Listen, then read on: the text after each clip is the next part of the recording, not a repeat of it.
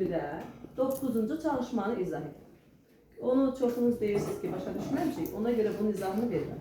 Uşaqlar deyir ki, verilmiş feilləri cümlədə işlədin və suallara cavab verin. İndi birinci feilimiz çağırılmaq feilidir. Gəlin bunu cümlədə işlədək. O işə çağırıldı.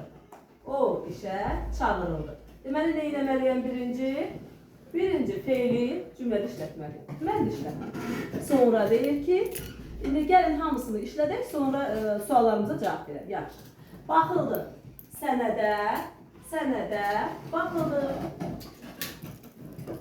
Sonra əməl olundu. Tapşırığa əməl olundu. Neynəməliyəm? Cümlədə işlədirəndə tapşırığa əməl olundu. Sonra növbətini. Döyüldü. Uşaq döyüldü. Uşaq neyləndi? Döyüldü. Sonra növbətini. Qaçırılmaq. Qaçırılmaq. Məsələn, uşaq qaçırıldı. Uşaq qaçırıldı. Qısa cümlələr yazıranda siz biraz geniş cümlədə yaza bilərsiniz. Danışıldı. Məsələ haqqında ətraflı danışıldı. Ne oldu? Ətraflı danışıldı. İndi Ayşə bizə dedi ki, bax biz şərhə həmişə diqqət edirsiniz. Şərh dedi ki, verilən feilləri cümlədə işlət, mən işlətdim.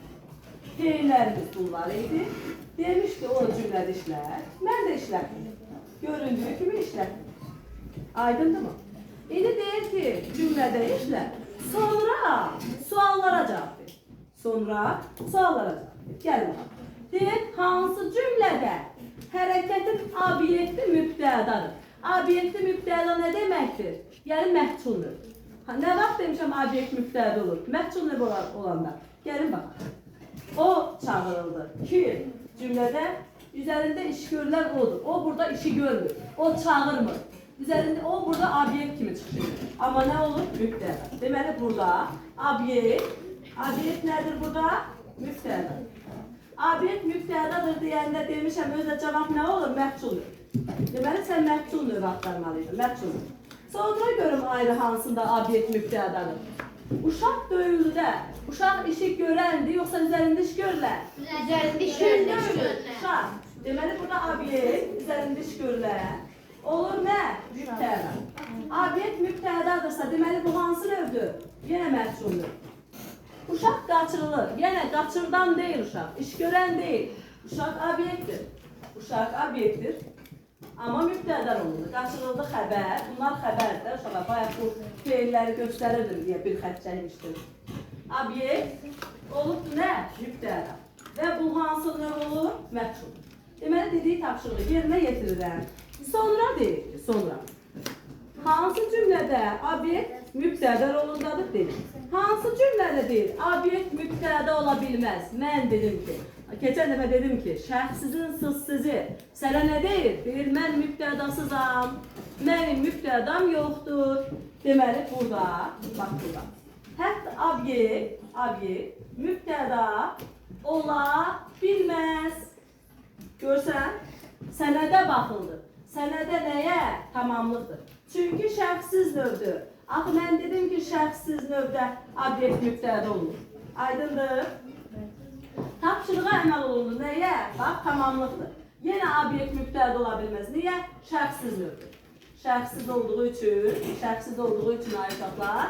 Deməli, mübtəda, ümumiyyətlə nəinki obyekti? Mübtəda ola bilməz. Ola bilməz.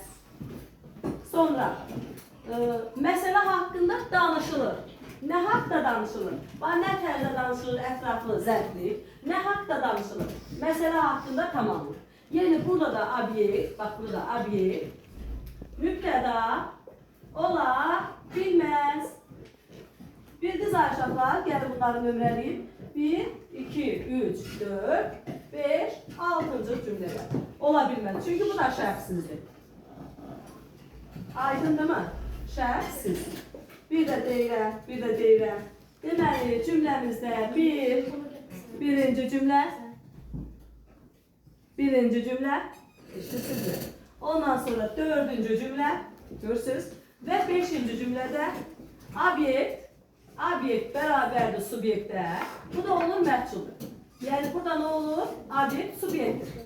Amma ikinci, üçüncü və altıncı cümlədə mübtəda yoxdur. Mübtəda yoxdur. Niyə? Çünki şəxssiz növdür. Şəxssiz. Ona görə də obyekt, subyekt ola bilməz. Axı mən sizə izah elədim, bunu qəşəng geniş izah eləmişəm. Əgər bilmirsinizsə. Hansı feillər yalnız üçüncü şəxsdə işlədilir? İndi gəlin bu suala cavab verək. Yalnız üçüncü şəxsin təkində işlədilən feillər. Bax, qulaq asın. Təkində işlədilən feil soruşanda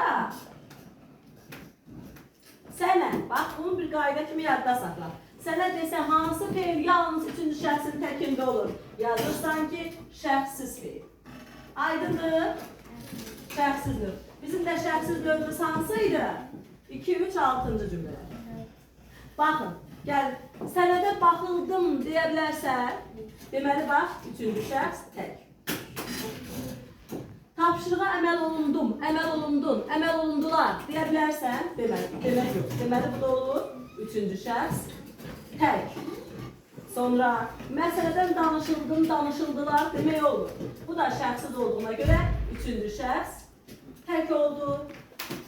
Aydın oldu mu? Deməli, bu cümlələri bizə dedi ki, bu sözləri cümlədə işlədir, mən də işlədim. Aydınmı? 9-cu tapşırığımız ulduzlu idi və bəziləriniz başa düşməmişdiniz. Ona görə izah elədim. Deməli, bizə dedi ki, bu sözləri cümlədə işlədir. Mən də o nə dedi, mən də elədim. Şərt nə deyir, onu eləməliyim. Mən də elədim, cümlədə işlətdim. Sonra dalınca dedi ki, indi bu cümlədə işlətdin ha, indi suallarınıza cavab ver. Məsələn, deyir, hansı da obyekt subyektə bərabərdir. Mən də demişəm ki, daha doğrusu subyekt yox, obyekt mübtədadır. Obyekt hansı da deyir mübtədadır. Mən də gördüm ki, o işə çağırıldı, o obyektdir, mübtədadır. Uşaq döyüldü, uşaq qaçırıldı da, uşaq obyektdir və mübtədadır. Aydındır, bunlar məchuldur. Deyir, bəs hansında obyekt mübtəda ola bilməz, yəni ümumiyyətlə cümlədə mübtəda yoxdur da burada. Bunlar şəxssiz növdür. Sənədə baxıldı, mübtədası yoxdur. Ondan sonra tapşırığa əməl olundu, bir də məsələdən danışıldı, mübtəda yoxdur. Mübtəda yoxdursa, deməli, obyekt mübtəda rolunu iştirak edə bilməz və biz də bilirik ki, şəxssiz növ yalnız üçüncü şəxsin təkində olur. Yalnız üçüncü şəxsin təkində olur. Aydındır mı? Bəli. Sağ olun.